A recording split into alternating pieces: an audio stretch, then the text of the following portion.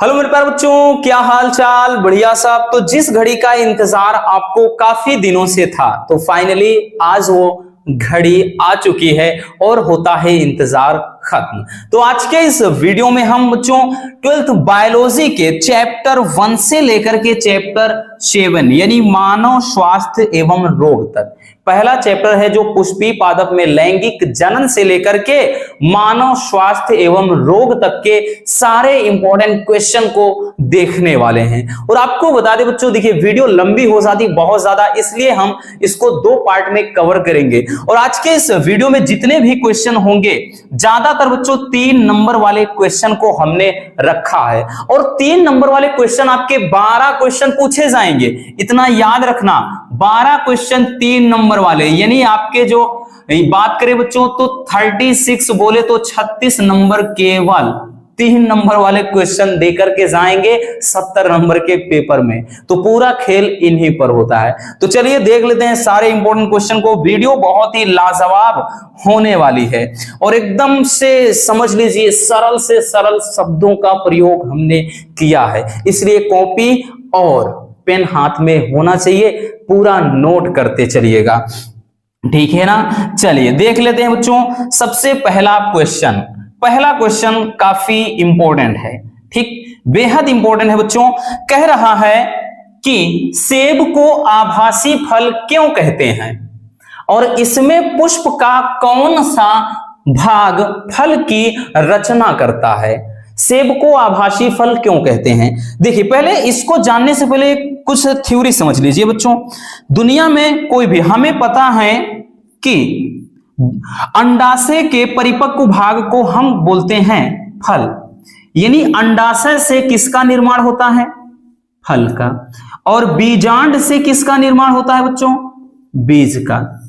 याद रखना, ये बहुविकल्पी में भी बहुत पूछता है। बीजांड बीज का निर्माण करता है और अंडाशय फल, यानी अंडाशय का परिपक्व भाग फल का निर्माण करता है या फल कहलाता है, और बीजांड से बीज का निर्माण होता है। इतना क्लियर। चलिए देखिए, ये अधिकांश पौधों में होता है, यानी अधिकांश फलों के साथ में होता है। लेकिन यहां बात आई है आभासी फल। तो ये जो अंडाशय से फल बन जाते हैं, ऐसे फल को कहते हैं सत्य फल।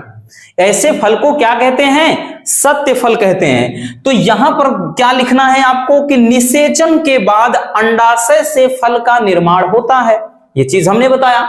वह पुष्प के शेष अंग क्या होते हैं? झड़ जाते हैं। यानी जैसे ही फल बनता है बच्चों, तो उसमें जो पुष्पासन होता है, दलपुंज यानी पेटल्स, पंखुड़ियां वगैरह होती हैं, वो सभी क्या होते हैं? गिर जाते हैं, यानी सूख कर फूल के जैसे फूल के रूप में ही गिर जाते हैं, है ना। इतना होता है। लेकिन मतलब ऐसे फल को क्या कहते हैं, पहले वो देख लीजिए कि निषेचन के बाद अंडाशय से फल का निर्माण होता है, वह पुष्प के शेष अंग मतलब झड़ जाते हैं, ऐसे फल को कहते हैं सत्य फल।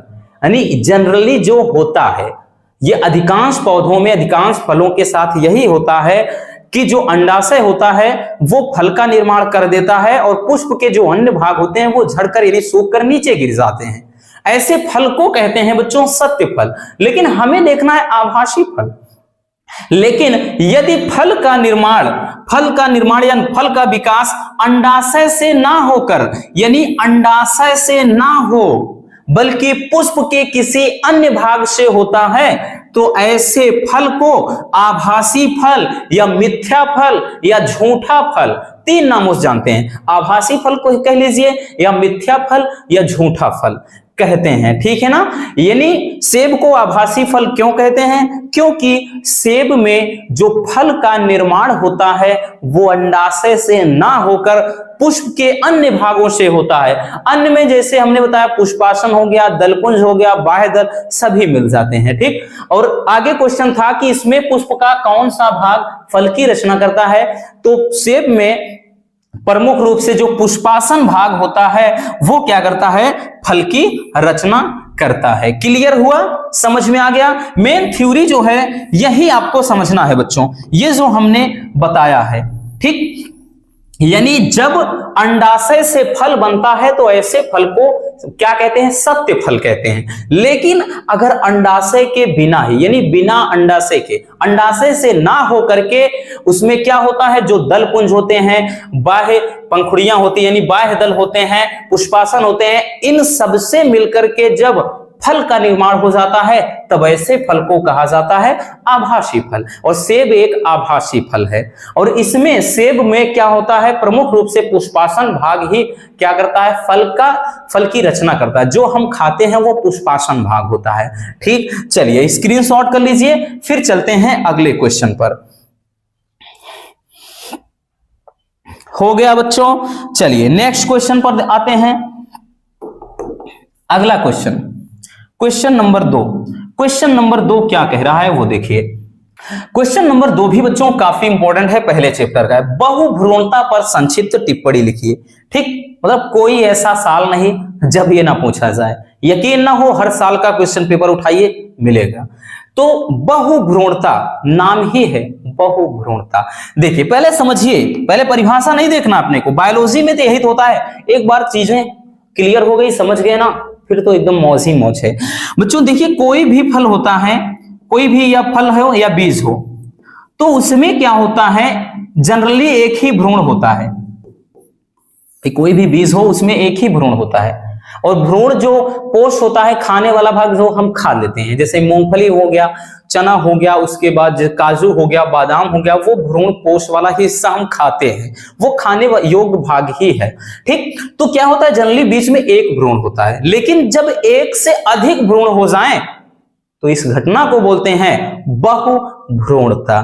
ठीक, अब आते हैं परिभाषा पर। परिभाषा क्या लिखेंगे बच्चों, देखिए जब किसी एक बीज में अधिक भ्रूण विकसित होते हैं, यानी एक से अधिक भ्रूण, कि जब किसी एक बीज में एक से अधिक भ्रूण विकसित होते हैं तो इस प्रक्रिया को या इस घटना को बहुभ्रूणता कहते हैं। अब बहुभ्रूणता होता कैसे, क्यों है, यानी किस कारण से यह घटना होती है, तो यह बीजांड में एक से अधिक भ्रूण कोश की उपस्थिति के कारण होता है। यानी जब बीजांड में एक से अधिक भ्रूण कोश शामिल हो जाएं तब होता है, यानी तब बहुभ्रूणता की घटना हो जाती है। जैसे पाइनस हो गया, संतरा हो गया आदि। ठीक, पाइनस और संतरा आदि। और हम बात करें बच्चों बहुभ्रूणता की, तो भाई सर्वप्रथम, ठीक है ना, थोड़ा कुछ चीज समझ लीजिए कि सर्वप्रथम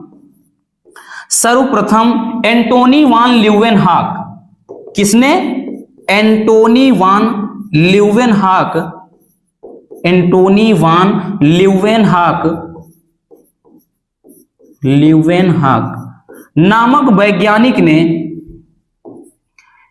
एंटोनी वान ल्यूवेनहॉक नामक क्या भाई नामक वैज्ञानिक ने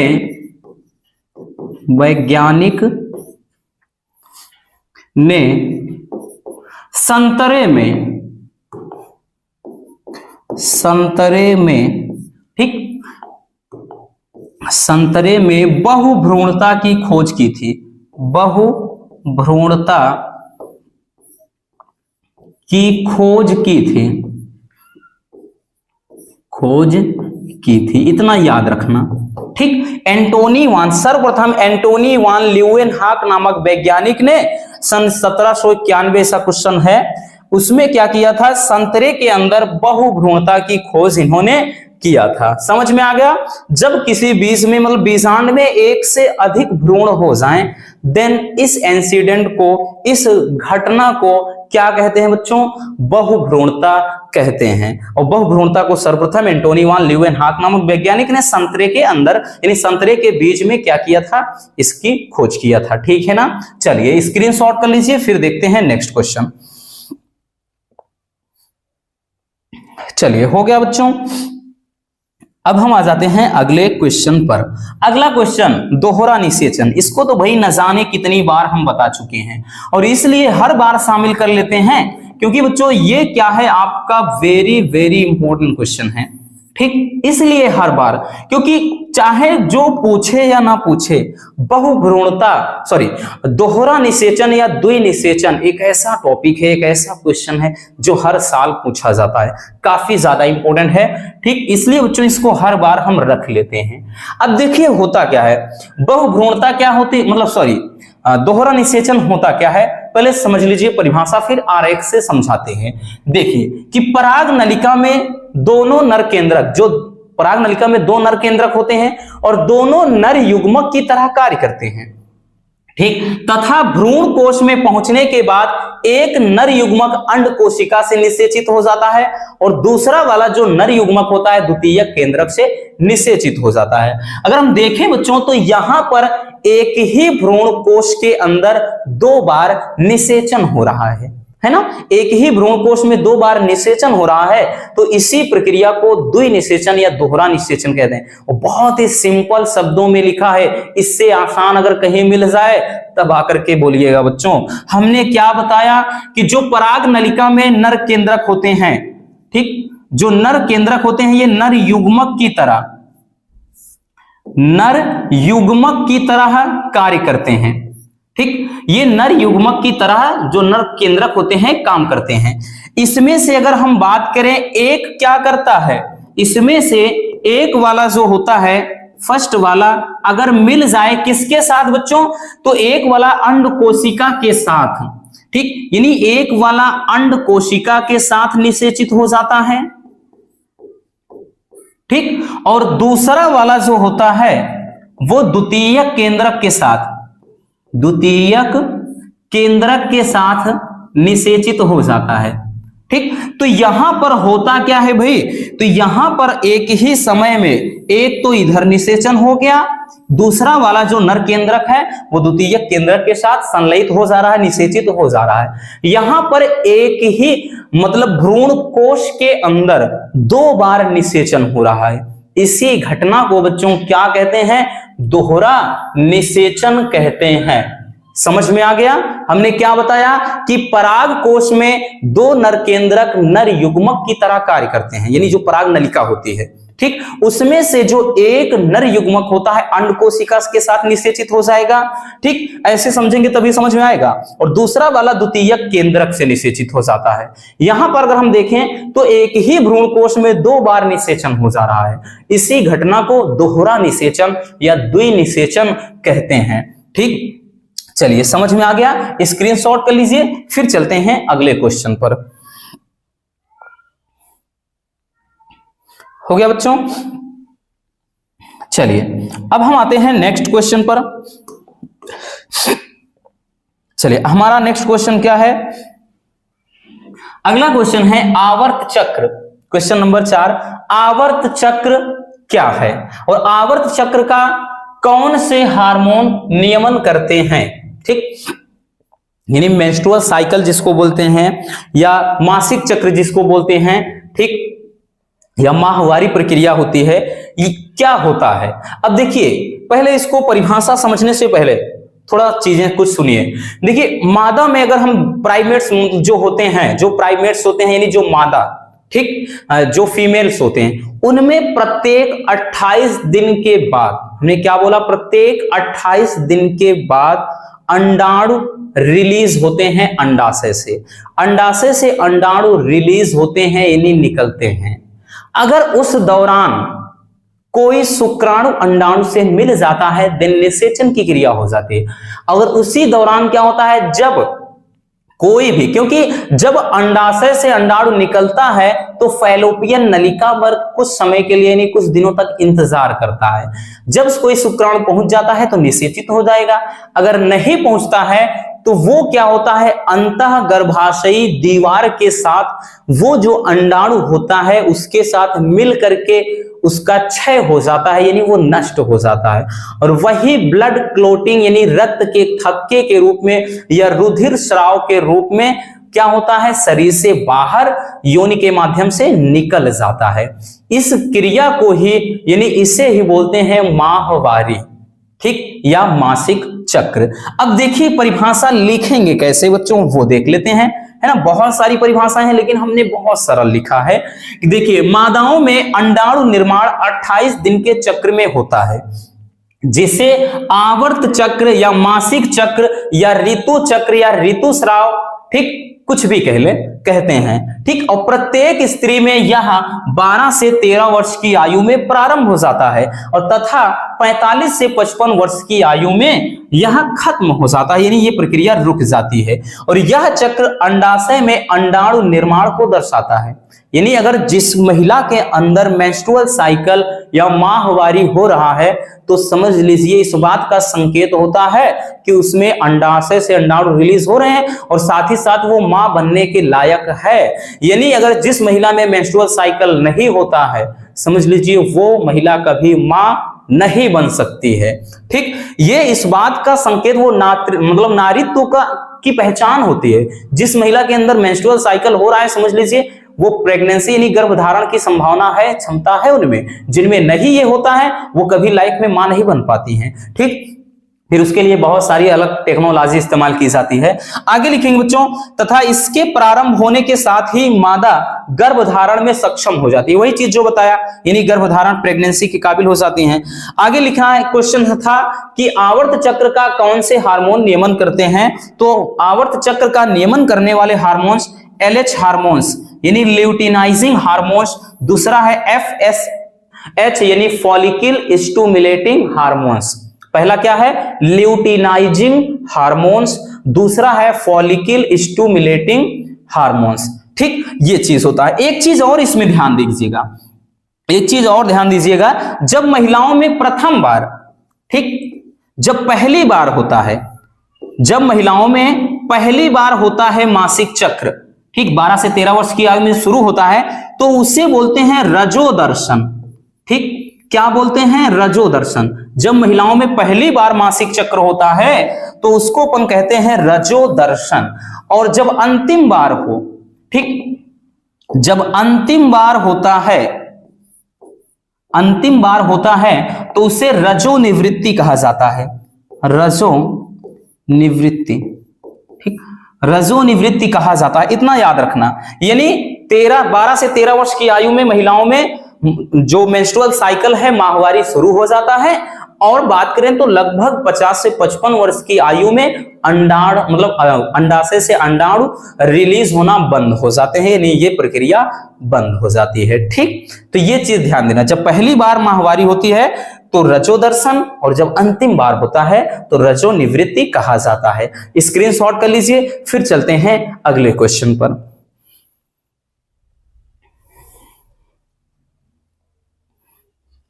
हो गया बच्चों, चलिए नेक्स्ट क्वेश्चन को देख लेते हैं। Question number 5। तो ये क्वेश्चन तो और भी ज्यादा इंपॉर्टेंट है। अपरा या प्लेसेंटा क्या है और इसके क्या मतलब कार्य क्या हैं, ठीक, बेहद इंपॉर्टेंट है। देखिए अपरा होता क्या है, ध्यान से देखिए बच्चों, बहुत ही सिंपल तरीके से समझाया है कि वह अंग जिसके द्वारा गर्भाशय में स्थित भ्रूण के शरीर में मादा के रक्त द्वारा क्या होता है, पोषण पहुंचता रहता है और भ्रूण वृद्धि करता है, तो उस अंग को कहते हैं अपरा। जैसे अगर हम बात करें बच्चों, ठीक, जैसे ये है यूट्रस, ठीक, यानी गर्भाशय है। अब इसमें कोई शिशु है मान लेते हैं, ठीक, यहां पर कोई शिशु है।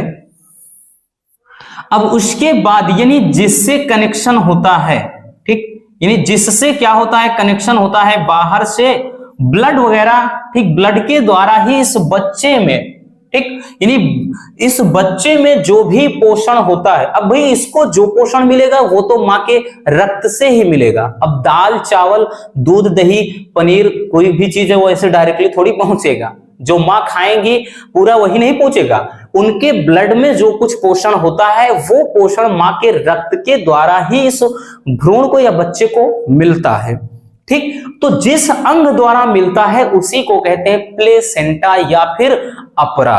तो वही चीज तो कहा है कि वह अंग जिसके द्वारा गर्भाशय में स्थित भ्रूण के शरीर में माता के रक्त के से पोषण पहुंचता रहता है और ये भ्रूण वृद्धि करता है, उस अंग को कहते हैं प्लेसेंटा या फिर अपरा। क्योंकि जब तक भाई ये इसका जन्म नहीं होगा ये भ्रूण ही कहलाएगा, और ये जब भ्रूण तैयार हो जाएगा, जब इसका जन्म लेगा, तब उसका नाम शिशु होगा, उसके पहले वो शिशु नहीं होता है। ठीक, चलिए अब इसके कार्य क्या है बच्चों, इसके कार्य क्या है, चलिए वो देखते हैं। कार्य में क्या लिखेंगे, तो पहला है इसके द्वारा भ्रूण को पोषण एवं ऑक्सीजन प्राप्त होती है। जाहिर सी बात है बच्चों कि जो भ्रूण होता है, भ्रूण को पोषण और ऑक्सीजन प्राप्त किससे होगा, प्लेसेंटा के द्वारा, क्योंकि वही एक कनेक्शन होता है जिसके द्वारा उसमें पोषण पहुंचता है। दूसरा है इसके द्वारा उत्सर्जित पदार्थ भ्रूण से रुधिर में पहुंचते हैं। यानी इस भ्रूण में अगर हम बात करें, बच्चे के अंदर जो भी उत्सर्जित पदार्थ होगा वो ब्लड के माध्यम से ही मां के रुधिर में पहुंचता है। इसलिए प्रेगनेंसी के दौरान देखिए ज्यादातर मां में खून की कमी हो जाती है। क्यों, क्योंकि इसको पोषण मिलता रहता है, शरीर उनकी भी उसमें सूजन आ जाती है, ब्लड वगैरह में थोड़ा इन्फेक्शन की शिकायत कभी कभार हो जाती है, ये सारी चीजें होती हैं। ठीक, अगला है कि अपरा द्वारा स्रावित हार्मोन्स गर्भावस्था बनाए रखने में और शिशु के जन्म में सहायक होते हैं। ठीक, यानी जो अपरा में ये होता है प्लेसेंटा, इसके द्वारा स्रावित हार्मोन्स, इसमें जो हार्मोन्स होते हैं वो शिशु के यानी इसके गर्भावस्था को बनाए रखने के लिए और शिशु के जन्म के समय में, जैसे रिलैक्सिन हार्मोन्स हो गया, ठीक है ना, और इसमें एस्ट्रोजन हार्मोन्स वगैरह, ये सब जैसे प्रेगनेंसी के दौरान प्रसव पीड़ा को कम करना, ठीक, मांसपेशियों को संकुचित करना, ये सब अपना अपना कुछ मतलब अपनी अपनी भूमिका ये हार्मोन्स मतलब निभाते हैं। ठीक, तो ये रहा अपरा और अपरा के कार्य, स्क्रीनशॉट कर लीजिए। फिर चलते हैं अगले क्वेश्चन पर।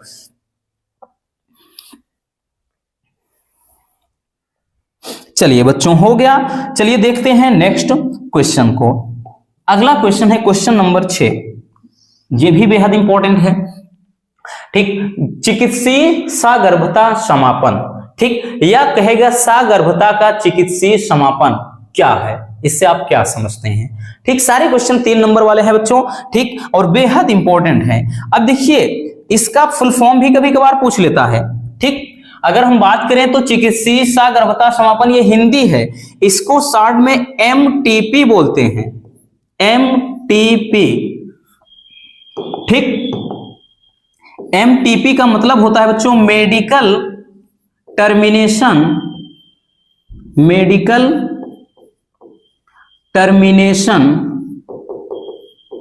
Of pregnancy.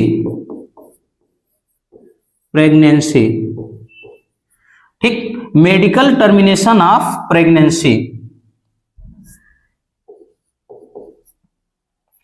ये MTP का फुल फॉर्म होता है, यानी इसी का शॉर्ट फॉर्म जो होता है MTP होता है। मेडिकल का मतलब चिकित्सीय, टर्मिनेशन का मतलब होता है समापन, खत्म कर देना, प्रेगनेंसी यानी सगर्भता।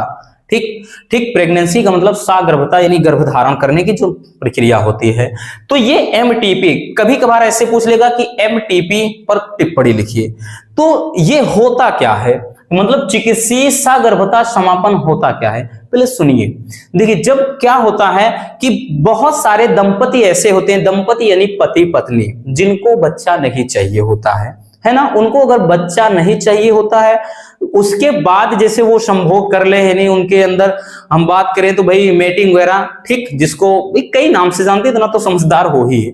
ठीक, उसके बाद अगर जैसे जाने अनजाने में, यानी अनजाने में भाई वो संतान चाहिए, उनको नहीं चाहिए, लेकिन उसके बाद भी प्रेगनेंसी हो जाए यानी गर्भधारण हो जाए, तब उसके बाद क्या करना, उस गर्भ को मतलब नष्ट कर देना, उस गर्भ को नष्ट कर देना, चिकित्सीय सहायता की मदद से गर्भ को यानी टर्मिनेट कर देना, खत्म कर देना, डिस्पोज कर देना, कहलाता है सगर्भता का चिकित्सीय समापन। एक तो ये होता है। ठीक, यानी अगर हम बात करें तो, लेकिन प्रमुख इसका उद्देश्य ये है कि जब अनचाहा गर्भ हो जाए, जैसे भाई आज के समय में अगर हम बात करें तो एक ये अपने यहाँ की एक, हालांकि बात करें तो एक घिनौनी हरकत है, देखा जाए कि जब किसी लड़की का रेप हो जाता है, रेप बलात्कार में होता क्या है, तो भाई अगर उसके गर्भधारण हो जाए, यानी उस लड़की के को गर्भधारण हो जाए, प्रेगनेंसी हो जाए, तो भाई उसमें उस लड़के का भाई ना कोई पता जाता नहीं होगा, क्योंकि वो समाज के निगाह में, समाज के नजरिए में क्या है, वो बिल्कुल एक प्रकार का कलंक मानते हैं। फिर उसको क्या है, उसको तो हर हाल में ही टर्मिनेट करना ही होगा, उस गर्भ को मारना यानी नष्ट करना ही पड़ेगा। या फिर क्या होता है, जब माता के अंदर कोई घातक बीमारी हो और वह बीमारी बच्चे को भी हो जाए, ठीक, और इससे माँ के भाई जान को खतरा हो जाए, तो ऐसी सिचुएशन में भी गर्भ को खत्म करते हैं। तो वो चीज होता है बच्चों क्या, कि गर्भ मतलब सगर्भता का चिकित्सीय समापन, यानी गर्भ तैयार न रहे उसके पहले ही नष्ट कर दो। यानी जांच में पता चल जाए, थोड़ा शुरुआती संकेत मिल जाए कि हाँ इनको प्रेगनेंसी है ना, वोमिटिंग पलटी होने लगती, आई डोंट नो, क्या हमें थोड़ी ना पता। तो ये चीज होता है, लिखेंगे कि यह एक ऐसी प्रक्रिया है जिसमें गर्भ अवधि पूर्ण होने से पहले ही, वही मतलब गर्भ पूरी तरह से यानी 9 माह का ना होने पाए उससे पहले ही गर्भपात करा दिया जाता है, यानी उस बच्चे को जिसको बोलते हैं गिरा दिया जाता है। तो इस प्रक्रिया को कहते हैं सगर्भता का चिकित्सीय समापन, ठीक है ना। तो यह एक ऐसी प्रक्रिया है जिसमें गर्भ अवधि पूर्ण होने से पहले ही क्या होता है, गर्भ का गर्भपात करा दिया जाता है। और यह प्रक्रिया प्रथम तिमाही अथवा 12 सप्ताह तक ही सुरक्षित होती है, यानी 12 सप्ताह तक, ठीक, 12 सप्ताह तक अगर ये हो जाता है तो एकदम सेफ होता है, यानी कोई दिक्कत नहीं होती है, ठीक। लेकिन उसके बाद अगर करवाएंगे तो भाई जान को भी खतरा हो जाता है, यानी जो महिला होती है उसकी जान को, ठीक। और इस प्रक्रिया का उद्देश्य देखिए, अभी हमने बताया ना, इस प्रक्रिया का उद्देश्य बलात्कार एवं असुरक्षित यौन संबंध से उत्पन्न अनचाहा गर्भ या शिशु में जन्मजात रोग आदि दशाओं में गर्भ समापन करना होता है। यानी इसका मेन पर्पस ही यही है कि जैसे किसी लड़की का रेप यानी बलात्कार वगैरह हुआ है और उसके अंदर प्रेगनेंसी हो जाए, तब उसको ये नष्ट कर देंगे, ये कानूनन अपराध नहीं है। दूसरा असुरक्षित यौन संबंध, यानी भाई जैसे असुरक्षित यौन संबंध का मतलब है कि भाई क्या है कि सावधानी न दिया जाए, उसके बाद कोई किसी बीमारी से ग्रसित हो जाए, तो ये है शिशु में जन्मजात रोग, कोई उसमें रोग है, ठीक। तो ऐसी, और या फिर हमने बताया कि अनचाहा गर्भ, अनचाहा का मतलब वही चीज है कि भाई ख्वाहिश नहीं है दंपति को, उन्हें नहीं चाहिए ये बच्चा, तो वो चीज करवा सकते हैं, ठीक, एबॉर्शन जिसको बोलते हैं। अब तो समझ गए होंगे, बच्चे को यानी गर्भ को मार देना या खत्म कर देना, ठीक। लेकिन आज के समय में इसका दुरुपयोग, ठीक, कन्या भ्रूण हत्या में किया जा रहा है। आज के समय में इसका दुरुपयोग हो रहा है बच्चों, क्योंकि क्या है भाई, इससे करते क्या है, लोगों को भाई आज के समय में लिंग निर्धारण की प्रक्रिया भाई जांच करवा लेते हैं, पता चल जाता है लड़का है या लड़की है, और गर्भ को मार देते हैं, यानी अगर लड़की है तो गर्भ नष्ट कर दिया जाता। हाँ, ये जरूर कानूनन जुर्म है और इसकी सजा भी होनी चाहिए। देखिए, सबको बीवी चाहिए, सबको गर्लफ्रेंड चाहिए, है ना, सबको बहू चाहिए, लेकिन पता नहीं बेटी क्यों नहीं चाहिए। ये समाज भी ना क्या घटिया सोच रखता है, इतनी गंदी सोच रखता है ना। बच्चे भाई लड़के की ख्वाहिश रखेंगे, चाहे वो बुढ़ौती में उनको घिर्राए फिर उसके बाद मारे, है ना, लेकिन चाहिए बेटा। लेकिन भाई बेटियां पालने की हिम्मत सबके अंदर नहीं है। जिसका जिगरा बड़ा होता है ना, शेर दिल होता है, वही केवल बेटियां पाल सकता है। बाकी ये समाज में जो गंदी सोच वाले लोग हैं ना, तो भाई इनके लिए तो कड़ा कदम उठाना चाहिए सरकार को भी, ठीक। ये चीज होता है। तो ये कन्या भ्रूण हत्या बहुत बड़ा अपराध है, बहुत बड़ा जुर्म है, ठीक। तो वही चीज है कि लेकिन आज के समय में इसका दुरुपयोग कन्या भ्रूण हत्या में किया जा रहा है, जिसे सरकार ने गैर कानूनी बताते हुए इस पर रोक लगाने का कानून बनाया है, ठीक। लेकिन फिर भी चोरी छुपा हो रहा है। आज के समय में डॉक्टर को मोटी रकम चाहिए, काम हो जाएगा, है ना, सब कुछ पॉसिबल है अगर पैसा पास में है, ठीक। चलिए बच्चों, इसको भी स्क्रीनशॉट कर लीजिए।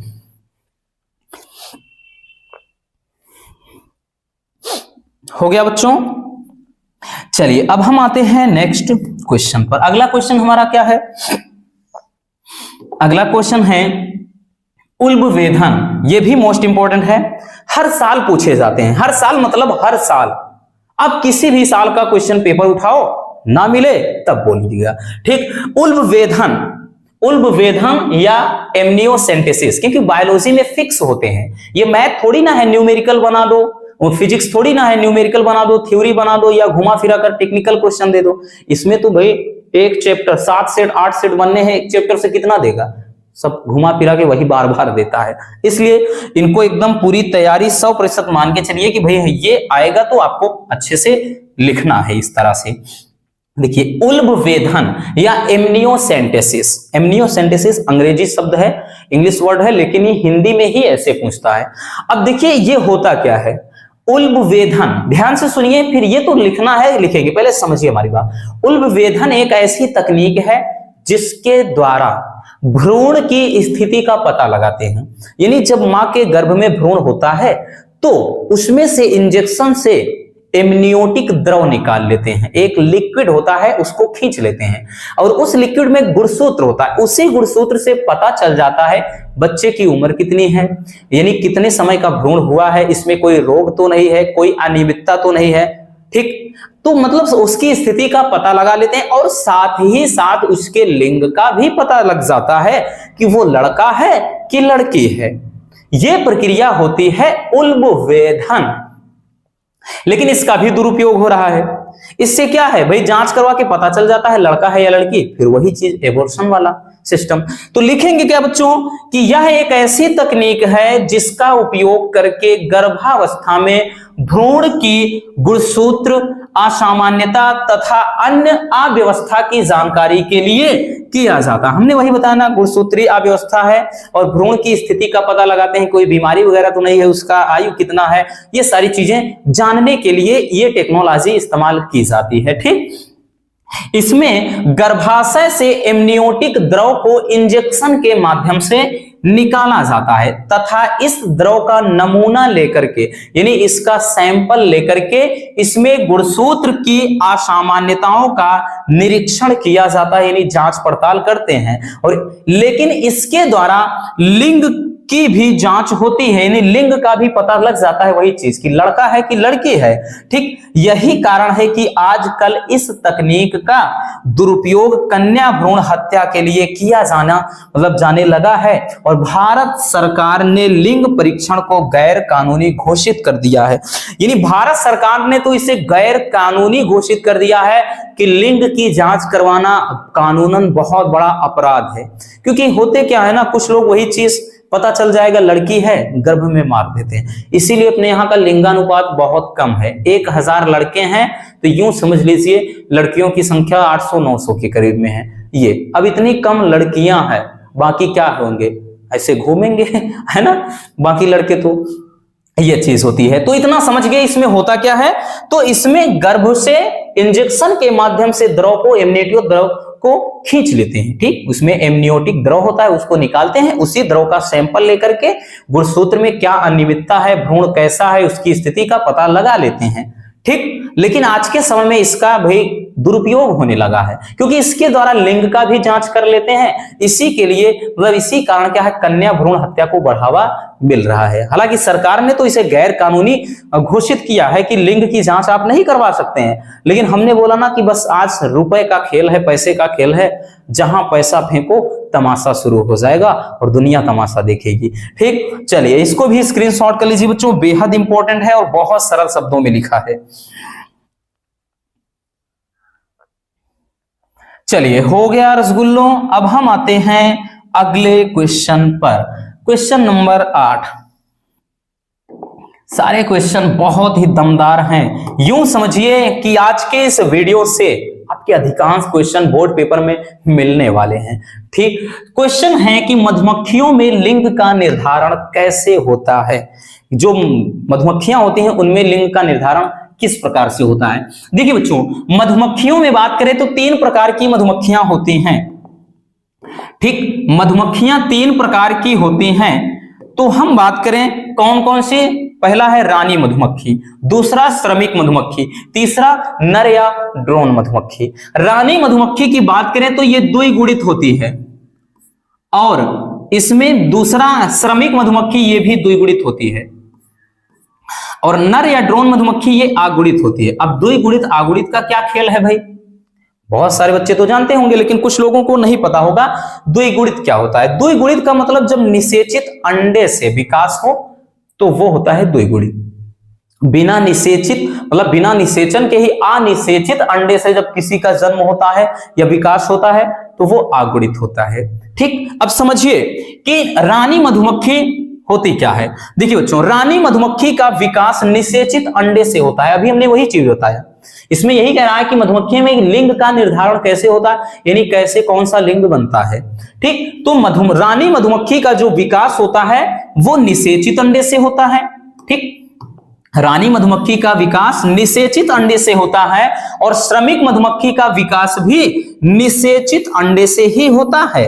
ठीक, जबकि नर मधुमक्खी का विकास अनिषेचित अंडे से होता है। हमने लिख दिया है आगुरित। ठीक, इसका निर्माण किससे होता है बच्चों, तो निषेचित अंडे से। ठीक, ये निषेचित अंडे से इसका जन्म होता है और इसका भी जन्म होता है किससे, निषेचित अंडे से। निषेचित अंडे से इसका भी जन्म होता है और उसके बाद जो ये ड्रोन होती है इसका जन्म अनिषेचित अंडे से होता है। ठीक, अनिषेचित अंडे से यानी बिना निषेचन के ही इसका जन्म हो जाता है। ठीक, यानी जो नर मधुमक्खी है या ड्रोन मधुमक्खी, इसके जन्म के लिए निषेचन की कोई जरूरत नहीं होती है। लेकिन आगे इनकी संतान बढ़ती, इनका वंश बढ़ता कैसे है वो देखिए। देखिए, रानी मधुमक्खी और नर मधुमक्खी का काम सिर्फ संतान उत्पन्न करना होता है।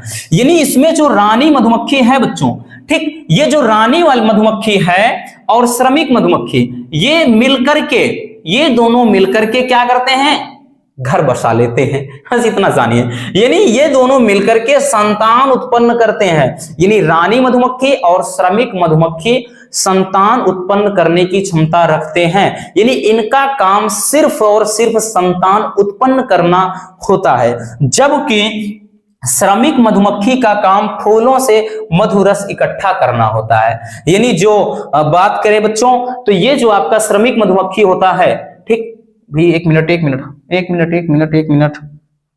हमने इसका बताया, सॉरी, उसके लिए नहीं, ये और ये। ठीक, यानी रानी और नर मधुमक्खी, इनका काम ये होता है कि ये मिल करके संतान उत्पन्न करते हैं। ठीक, और जबकि ये जो ड्रोन मतलब श्रमिक मधुमक्खी होता है, इसका काम केवल इतना होता है कि ये क्या है, शहद इकट्ठा करते हैं, फूलों से रस ला करके शहद इकट्ठा। कौन, श्रमिक, नाम ही है भाई श्रमिक मधुमक्खी। ये तो बेचारे श्रमिक होते हैं, मजदूर होते हैं, है ना, ये तो मजदूर होते हैं। ये तो मजदूर का हाथ है कातिया, क्या करेगा, इतना फूल से रस लाएगा कि शहद बना देगा। तो इनका काम होता है श्रमिक मधुमक्खी का फूलों से रस ला करके शहद बनाना, इकट्ठा करना। क्यों, ऐसा क्यों जरा बताइए।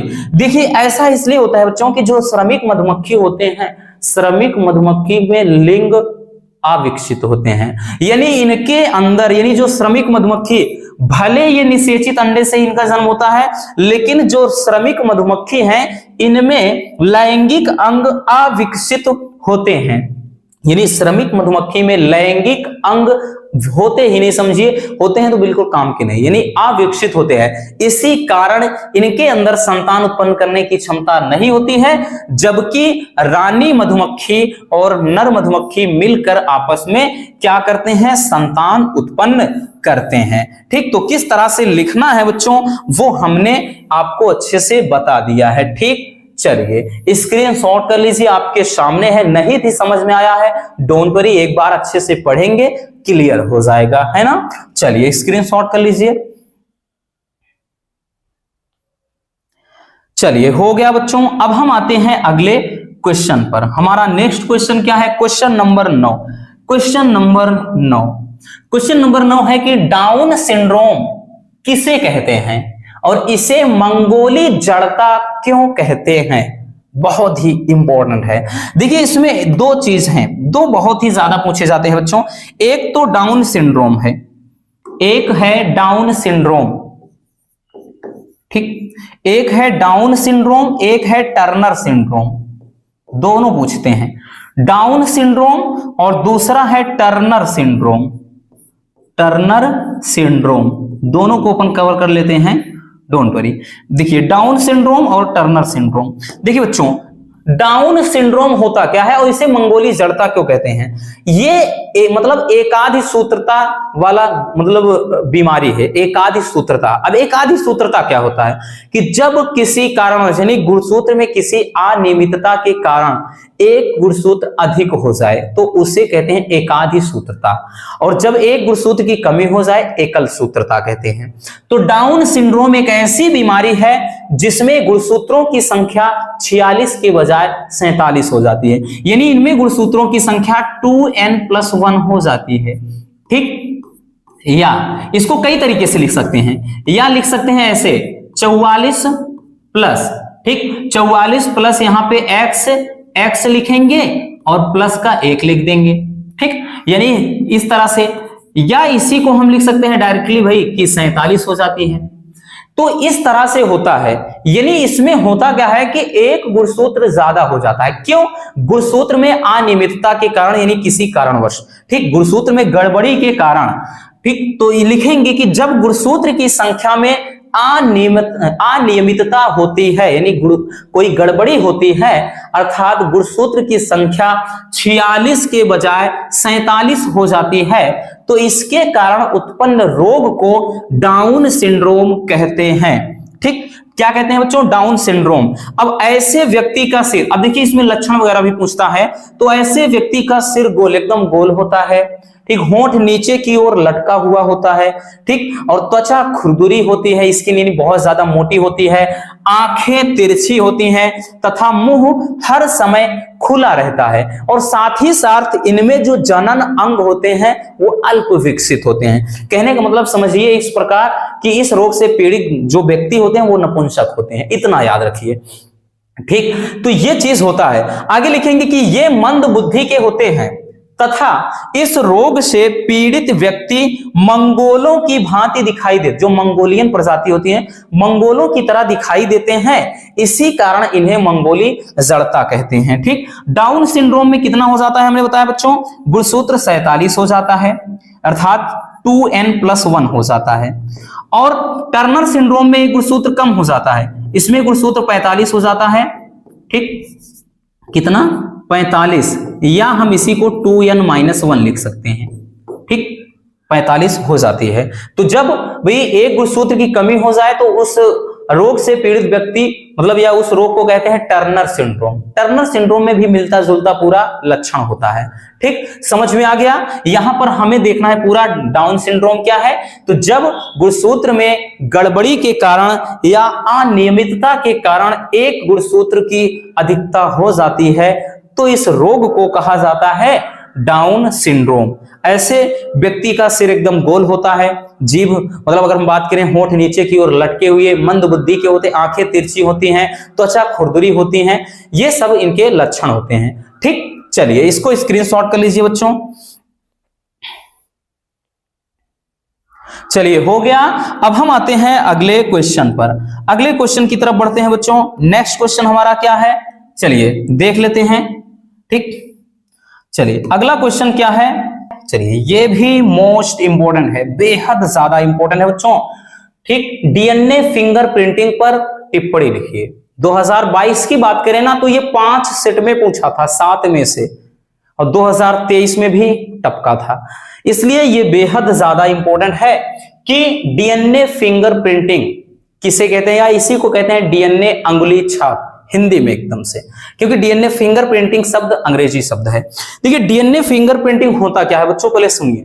डीएनए फिंगरप्रिंटिंग एक ऐसी टेक्नोलॉजी है जिसके द्वारा किसी एक व्यक्ति के डीएनए को लेकर के किसी सस्पेक्ट, मतलब कोई भी व्यक्ति, जैसे कोई अपराध हो जाए, कोई जुर्म वगैरह हो जाए, तो उस व्यक्ति के डीएनए से मैच कराते हैं। ये टेक्नोलॉजी होती है डीएनए फिंगरप्रिंटिंग। ठीक, चलिए लिखेंगे कि डीएनए फिंगरप्रिंटिंग एक ऐसी तकनीक है जिसके द्वारा किसी खूनी, ठीक, जिसके द्वारा किसी खूनी, बलात्कारी, अपराधी तथा पैतृक की जांच की जाती है। पैतृक का क्या मतलब है? पैतृक का मतलब जैसे होते ना, कुछ लोग कहते हैं भाई ये मेरा बच्चा नहीं है ना, क्लेम करते हैं कि ये मेरा लड़का नहीं है, मेरी लड़की नहीं है, पता नहीं कहां से है, नाजायज औलाद है। लेकिन डीएनए का टेस्ट होगा तो भाई दूध का दूध, पानी का पानी हो जाएगा। ठीक, वो चीज, तो पैतृत्व की जांच करते हैं, यानी माता पिता उनके कौन है या इनकी ये किनकी संतान है, ये चीज पता करते हैं। ठीक, की जांच की जाती है। इस तकनीक में करते क्या है, इस तकनीक में व्यक्ति के डीएनए में पाए जाने वाली विभिन्नताओं का पता लगाया जाता है, यानी उनके डीएनए पर रिसर्च होता है। ठीक, इसे सर्वप्रथम अलेक जेफरी नामक वैज्ञानिक ने बताया था, यानी डीएनए फिंगरप्रिंटिंग टेक्नोलॉजी को सबसे पहले अलेक जेफरी नामक वैज्ञानिक ने क्या किया था, इस पर प्रयोग किया था। डीएनए फिंगरप्रिंटिंग के लिए व्यक्ति के रुधिर, लार, बाल, वीर्य, योनिद्रव या अन्य पदार्थ से डीएनए को क्या करते हैं, कलेक्ट करते हैं। मतलब भाई डीएनए मिलेगा कहां से, जैसे कोई खून वगैरह हुआ है तो वहां पर खून के, जैसे आपने सीआईडी वगैरह में देखा होगा भाई, वो क्या उठाते हैं उससे, चिमटी वगैरह से, फिर उसको पन्नी में जो बाल हैं, नाखून वगैरह हैं, ठीक, उसमें कोई जैसे ब्लड का कोई टुकड़ा वगैरह है ना, रक्त का थक्का या मांस का टुकड़ा, तो उठा के रख लेते हैं। तो उसी के द्वारा, यानी रुधिर से या बाल से या फिर लार से, है ना, किसी ने किस वगैरह की कर लिया है तो उससे भी पता चल जाएगा भाई, ये मत सोचिएगा, बहुत खतरनाक टेक्नोलॉजी है, ठीक, यानी किस वगैरह किया है या हरेसमेंट किया है कुछ भी, तो भाई उससे पता चल जाता है। या फिर वीर्य से, स्पर्म के द्वारा, वही चीज कि भाई रेप वगैरह, बलात्कार वगैरह होता है। अगला योनि द्रव, यानी महिलाओं के योनि द्रव से भी, या अन्य पदार्थ, अन्य बॉडी के जो पार्ट्स वगैरह होते हैं उससे डीएनए को कलेक्ट करते हैं, ठीक। तथा इसी प्रकार दूसरे व्यक्ति का भी डीएनए लेते हैं, यानी जिस पर शक हो उस व्यक्ति का डीएनए लेते हैं तथा उसमें समानता को देखते हैं, यानी समानता को मिलाते हैं। अगर भाई मिल गया तो समझ लीजिए वही क्या है, अपराधी है। तो इस तरह से क्या है, डीएनए फिंगरप्रिंटिंग टेक्नोलॉजी काम करती है। जब ये थोड़ा लॉन्ग में लिखना होता है, जब 5 नंबर में बहुत कम आता है, तो इसमें पूरा प्रक्रिया भी होता है कि भाई सबसे पहले डीएनए को लेते हैं, डीएनए को अलग करना, फिर उसको बाद गर्म करना, सुखाना, फिर जेल पर यानी सुखाना, फिर सूक्ष्मदर्शी से उसमें देख लेते हैं।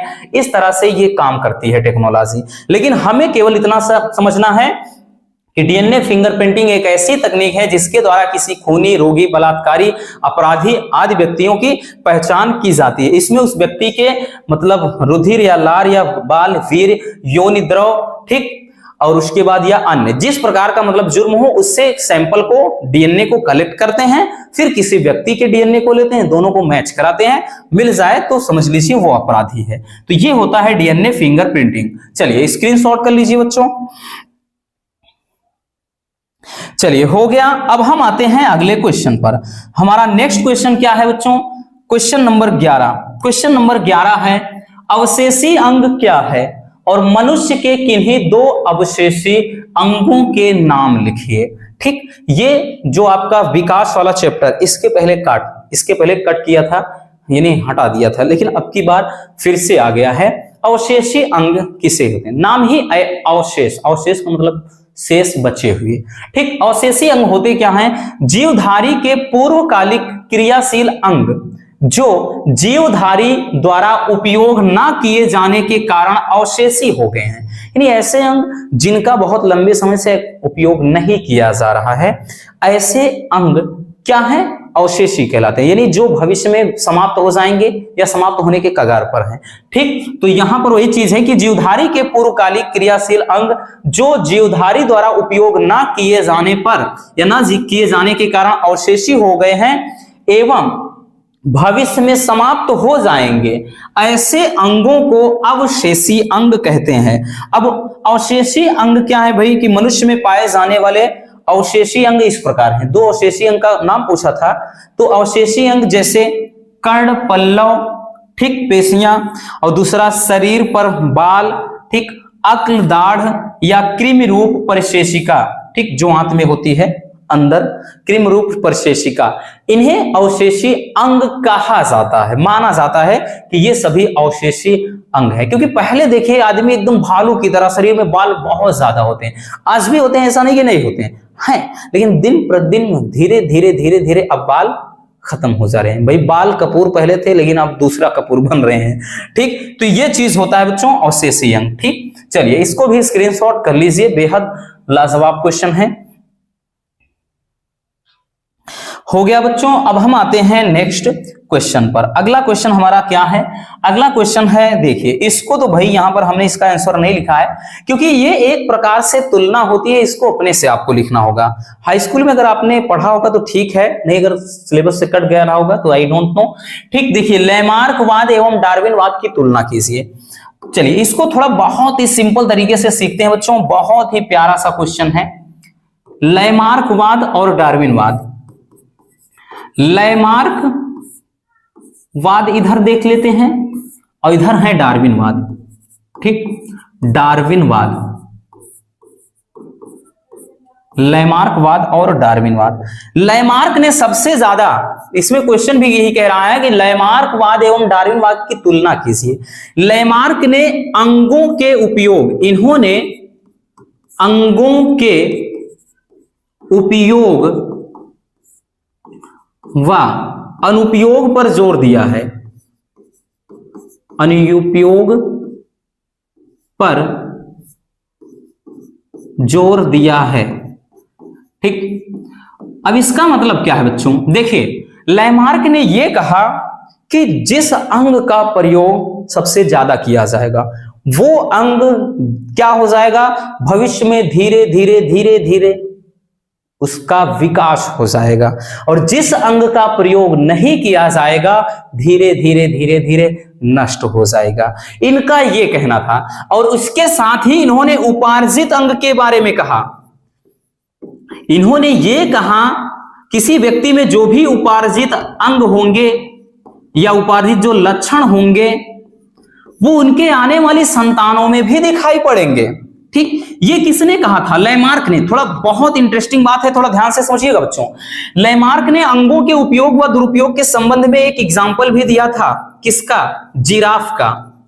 आपको याद होगा अगर आपने पढ़ा है। और दूसरा उदाहरण दिया था सर्प का। इन्होंने ये कहा, आपको इसी तरह लिखना पड़ेगा जो कुछ हम बोल रहे हैं, सुनिएगा ध्यान से। इन्होंने मतलब ये कहा कि अंगों का, यानी कोई भी जीव अंगों के उपयोग और अनुपयोग पर निर्भर होता है। यानी उस जीव में जो विकास होता है वो अंगों के उपयोग और अनुपयोग के आधार पर होता है। यानी जिस अंग का प्रयोग ज्यादा प्रयोग किया जाएगा वो अंग विकसित होगा, जिसका उपयोग नहीं होता वो धीरे धीरे, उन्होंने बताया कि विलुप्त हो जाता है। ये किसका कहना था? लैमार्क का कहना था। ठीक, और इन्होंने जिराफ का एग्जाम्पल दिया कि जो अफ्रीका के जंगलों में जिराफ होते हैं, इन्होंने बताया कि जिराफ जो होते हैं वहां पर जो लंबी गर्दन वाले जिराफ आए हैं, कहां से आए हैं। अब इनका कहना क्या था, ध्यान से सुनिए।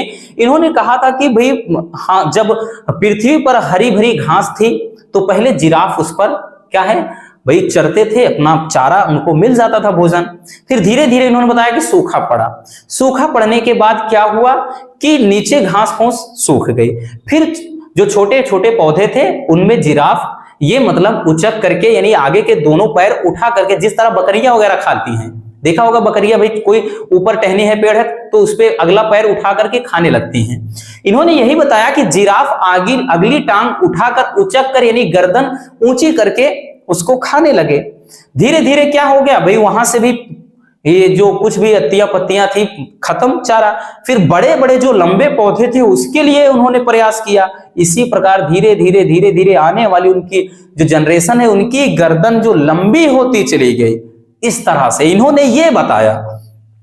दूसरा सर्प का उदाहरण दिया। इन्होंने ये कहा कि पहले तो सर्प के पैर हुआ करते थे, यानी फिर हुआ क्या, सर्प को शिकार पकड़ने और बिल में घुसने में दिक्कत होती थी, और सर्प भाई साहब ने क्या किया, पैर उठाकर रेंगना शुरू कर दिया। इन्होंने बताया कि वो पैर उठाकर रेंगने लगे, पैर का उपयोग नहीं किया कई पीढ़ियों तक, और धीरे धीरे उनके पैर ही विलुप्त हो गए। ये किसने कहा? लैमार्क ने।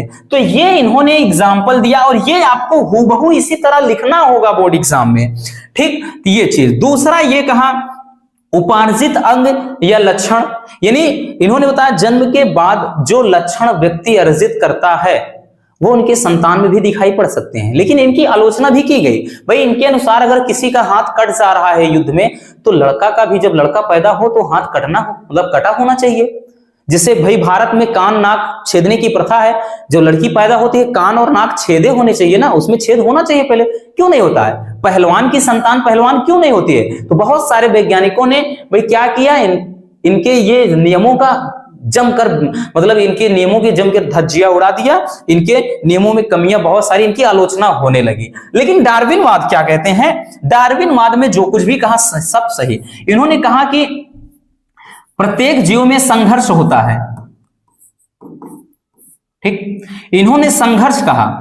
दूसरा, संतान उत्पन्न करने की प्रचुर क्षमता, संतान उत्पन्न करने की प्रचुर क्षमता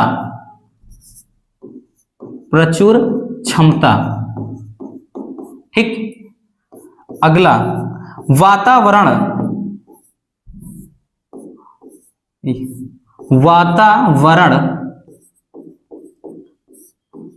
का प्रभाव। ये इन्होंने जो भी बात कही और भी ज्यादा इन्होंने कहा, लेकिन जो भी बात कही एकदम सही, इनका कहना एकदम सही था। इन्होंने ये कहा कि कोई भी जीव, यानी कोई भी जीव, ठीक, जब भाई उसका जीवन हम बात करें तो उनके बीच, जीवों के बीच में संघर्ष होता है, भोजन को लेकर, रहन सहन को लेकर के आपसी संघर्ष होता है, लड़ाई झगड़ा होता है, ठीक, यानी स्पर्धा होती है। उसमें जो जीव नष्ट हो जाते हैं भाई वो तो नष्ट हो गए, लेकिन जो जीव भाई विजय प्राप्त कर लेते हैं वो क्या है, उस माहौल में या वातावरण में बचे रहते हैं। दूसरा ये बताया कि ये जो आपने बताया लंबी गर्दन, छोटी गर्दन, मोटी गर्दन, ये ऐसा कुछ नहीं है। जिराफ की कई प्रजातियां थी, ठीक, कई प्रजातियां थी और है भी, ठीक, इन्होंने ये कहना था इनका, ठीक। और इन्होंने ये बताया कि किसी भी जीव में संतान उत्पन्न करने की प्रचुर क्षमता होती है। अगर हम देखें तो सबसे ज्यादा जलीय जीव में एक एक जीव ऐसे हैं जो लाखों अंडे देते हैं, लाखों अंडे।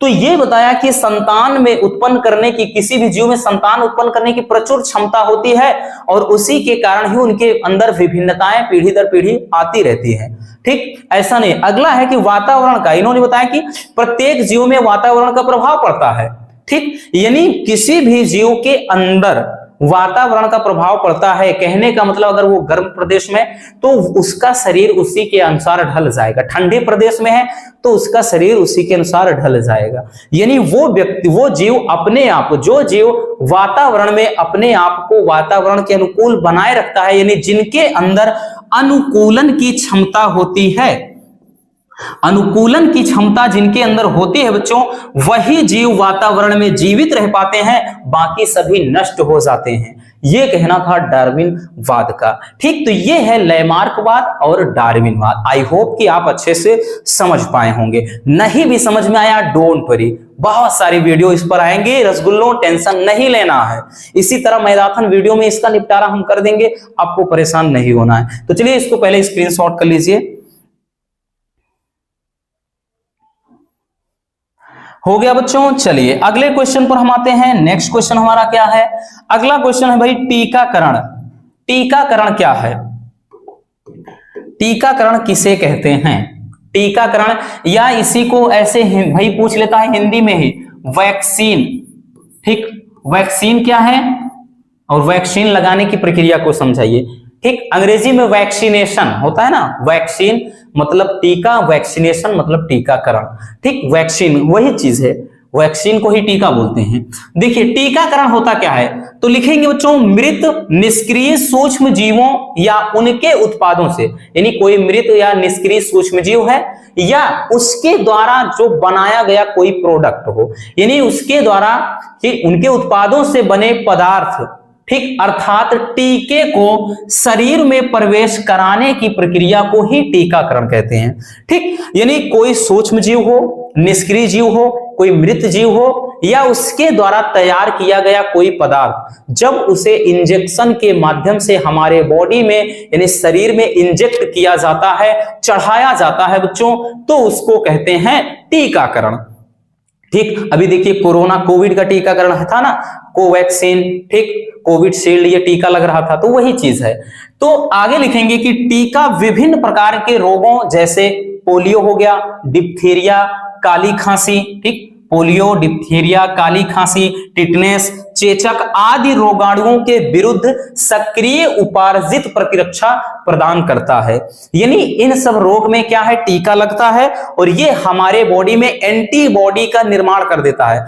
जैसे अभी लग रहा था कोरोना का टीका, ठीक, कोविड-19 का जब टीका लग रहा था, वो टीका समझ लीजिए हमारे बॉडी का एक सुरक्षा कवच बन जाता है, बाहर से प्रवेश करने वाले रोगाणुओं के प्रति रक्षा करता है। तो वही कह रहा है कि ये क्या है, पोलियो, डिप्थीरिया, काली खांसी, टिटनेस, चेचक आदि रोगाणुओं के विरुद्ध सक्रिय उपार्जित प्रतिरक्षा, ठीक, प्रतिरक्षा यानी इम्यूनिटी सिस्टम को बूस्ट करता है, प्रतिरक्षा प्रदान करता है। और टीका जो होता है स्मृति बी व टी कोशिकाएं बनाते हैं, ठीक, बी व टी कोशिकाएं, इसके लिए अलग से वीडियो लाएंगे, समझा देंगे बी व टी कोशिकाएं क्या है। तो बी व टी कोशिकाएं बनाते हैं जो रोग जनक को शीघ्र ही पहचान लेते हैं। यानी ये जो कोशिकाएं, ये जो आपके टीका होते हैं बॉडी में जैसे ही जाते हैं अंदर से बी और टी कोशिकाएं बनाते हैं। ये कोशिकाएं टहलती घूमती रहती हैं, जहां से कोई बीमारी दिखे पहचान लेते हैं फटाक से और तुरंत ही वहां दीवार बना देंगी। जैसे फ्री फायर पबजी में ग्लू वॉल मार देते हैं ना खट से, वैसे ये करती हैं। रोग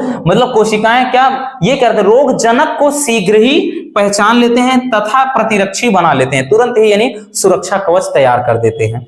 ये चीज होता है बच्चों टीका या टीकाकरण। सबसे पहले अगर हम बात करें तो भाई टीके में, ठीक, टीके में बात करें, सबसे पहले चेचक के टीके का ही खोज हुआ था, चेचक के टीके का। और इसकी खोज किसने किया था आप लोग को कमेंट करना है, कमेंट जरूर करिएगा कि इसकी खोज, चेचक के टीके की खोज किसने किया था। जल्दी कमेंट करिएगा बच्चों, फटाक से इसको कमेंट तुरंत मारिए कि चेचक के टीके की खोज किसने किया था, कमेंट करिएगा। ठीक, चलिए स्क्रीनशॉट कर लीजिए बच्चों, फिर देखते हैं नेक्स्ट। चलिए हो गया। अब आते हैं अगले क्वेश्चन पर। अगला क्वेश्चन क्या है, अगला क्वेश्चन अल्कोहल के कुप्रभाव का वर्णन कीजिए। देखिए ये सारे क्वेश्चन अगर ना भी पढ़ो ना तब भी लिख सकते हो, क्योंकि आज के समय में ये कॉमन चीज है भाई कि अल्कोहल का क्या बुरा प्रभाव पड़ता है, या कहेगा अल्कोहल या ड्रग्स का आज के युवा पीढ़ी के साथ क्या संबंध है। देखिए अल्कोहल भाई अगर हम बात करें लिखना कैसे है पहले वो सीख लीजिए बच्चों। अल्कोहल को सामान्य रूप से शराब या मदिरा कहते हैं, ठीक है ना, कि लोग कहते हैं मैं शराबी हूं, है ना, लोग कहते हैं कि मैं शराबी हूं, लेकिन अगर नशा शराब में होती तो नाचती बोतल, तो भाई कहावत ही गलत है ना, कहे शराबी, शराबी नहीं हूं।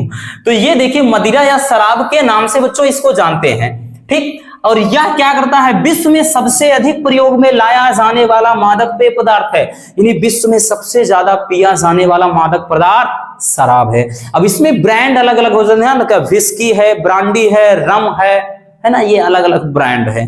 तो ये चीज आगे लिखेंगे कि जिसका उपयोग आज के समय में युवाओं में बहुत तेजी से हो रहा है, जाहिर सी बात है, ठीक। आज के समय में युवा पीढ़ी बहुत ज्यादा इसके प्रति अट्रैक्टिव हो रही है, और जरूरी नहीं कि लड़का पीता, लड़के भी पीते हैं। अगर आज के समय में किसी लड़की की आंख लाल है ना, ये मत सोचो वो रात भर पढ़ी है, हो सकता है वो गांजा फूक के बैठी हो, इतना याद रखना, है ना। तू भी कुछ भी कर सकती है। आज के समय बोलते ना मारी छोरियां छोरों से कम है के, काहे का पीछे रहे, हम भी आगे रहेंगे, ऐसा हो जाता है। तो ये चीज है ना, लड़कियां भी बहुत ज्यादा, खासतौर में सिटी में, गांव देहात में ऐसा नहीं होता है, ठीक। कहते हैं ये बियर वगैरह तो नॉर्मल चीज है, मार लो को किसको पता भाई, मार के सो जाओ, है ना, लेकिन आपको नहीं करना बच्चों, ये सब आपके लिए बहुत ही खतरनाक है, आपको पढ़ाई से दूर रखेंगे ये सब।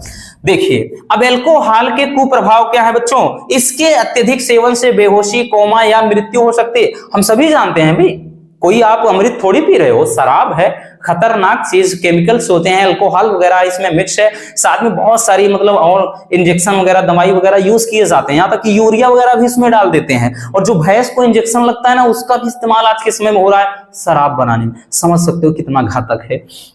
तो इसका अत्यधिक सेवन करेंगे कोमा में भी जा सकते हो, मृत्यु हो सकती है, क्योंकि सबसे ज्यादा यकृत इससे प्रभावित होता है। दूसरा है अल्कोहल के अत्यधिक सेवन से व्यक्ति बर्बरता व हिंसा का रूप लेता है। हिंसा का मतलब ये है भाई लड़ाई झगड़ा, घर में आएगा बीवी बच्चों को मारेगा, ठीक, मतलब उल्टा सीधा बोलेगा, घर में सबको गाली देगा, यानी उसका व्यवहार, बर्बरता का मतलब क्या है, उसका व्यवहार बदल जाता है, बहुत ही ज्यादा मतलब रूडली बिहेव करने लगता है, ठीक। और दूसरा हिंसा का मारपीट, भाई जिससे पाएगा जो पाएगा मार देगा, ठीक, ये चीज होता है। अगला है कि धन की कमी होने के कारण व्यक्ति इसके सेवन के लिए चोरी का सहारा लेने लगता है, ठीक। यानी जो ये नशेड़ी वगैरह होते हैं ना, इनकी एक खास बात होती है, ठीक। अगर धन की कमी आ जाती है, धन अगर इनके पास पैसा कम हो जाए, पीने को कुछ ना रहे, भाई पैसा ना रहे, तो ये यहां तक गिर जाते हैं कि समझ लीजिए अपने ही घर में चोरी करने लगते हैं। दूसरों को छोड़िए, दूसरों के घर में तो करते ही करते हैं, औरों जगह पर मतलब औरों के साथ तो ये होता ही है, स्वयं के घर में ही चोरी कर लेते हैं। तो ये चीज होता है, क्योंकि उनको चाहिए होता है क्या, नशा चाहिए, उनको चाहिए शराब, ठीक। अगला है गर्भावस्था के दौरान स्त्रियों में इसके उपयोग से गर्भ पर प्रतिकूल प्रभाव पड़ सकता है।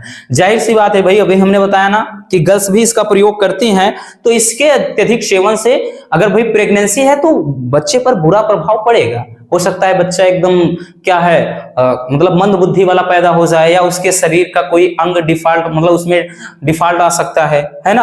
अब हो सकता है भाई पैदा होता है मान वो भी बेवड़ा ही निकल जाए, कुछ भी हो सकता है। ठीक, ये चीज होता है। तो अल्कोहल का कुप्रभाव क्या है वो हमने देख लिया। स्क्रीन शॉट कर लीजिए रसगुल्लों। फिर आते हैं अगले क्वेश्चन पर। थोड़ा ये नहीं दिख रहा है क्या शायद, चलिए कर लीजिए। चलिए हो गया। अब हम देखते हैं अगले क्वेश्चन को। नेक्स्ट क्वेश्चन क्या है? अगला क्वेश्चन है बच्चों इंटरफेरॉन। ठीक, ये भी बेहद इंपॉर्टेंट है। ठीक, बार बार पूछा जाने वाला क्वेश्चन है। इंटरफेरॉन क्या है और इसका महत्व समझाइए। इंटरफेरॉन, इंटरफेयर का मतलब हस्तक्षेप करना।